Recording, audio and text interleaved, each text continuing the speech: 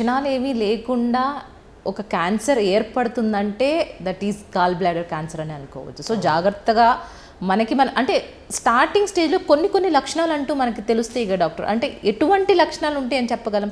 నడువు నొప్పి లాంటివి, లేదంటే యూరిన్ పాస్ లేవు కానీ ఏమన్నా పెయిన్ కానీ? ఇప్పుడు సిమ్టమ్స్ తీసుకున్నారనుకోండి, లక్షణాలను తీసుకుంటే అర్లీ సిమ్టమ్స్, లేట్ సిమ్టమ్స్ అని తీసుకోవాలండి క్యాన్సర్కి, ఎస్పెషలీ గాల్ బ్లాడర్ క్యాన్సర్కి.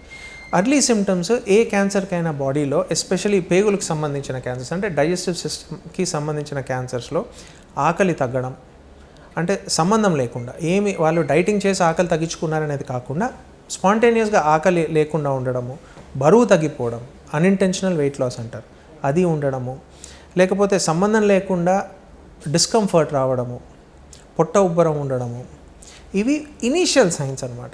ఇప్పుడు లేట్ సైన్స్ అంటే కొంచెం స్ప్రెడ్ అవుతుంది, లేకపోతే క్యాన్సర్ గడ్డ ఫామ్ అయిపోయి దానివల్ల వచ్చే సిమ్టమ్స్ కొన్ని ఉంటాయి. గడ్డ వల్ల వచ్చే సిమ్టమ్స్ ఏంటంటే జాండిస్ రావడము, ఇచ్చింగ్ రావడం,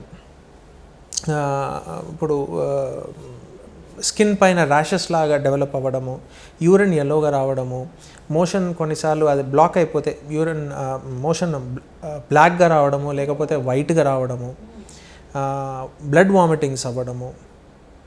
సో ఇవన్నీ మనకి కొంచెం లేట్ స్టేజెస్లో వచ్చే సిమ్టమ్స్ అనమాట. మిగతా క్యాన్సర్స్ లాగా early symptoms, intermediate symptoms, late symptoms అని ఈ గాల్ బ్లాడర్ క్యాన్సర్స్లో ఉండదన్నమాట. వస్తే వెరీ ఎర్లీ సిమ్టమ్స్, దాన్ని నెగ్లెక్ట్ చేసామంటే వెరీ లేట్ సిమ్టమ్స్.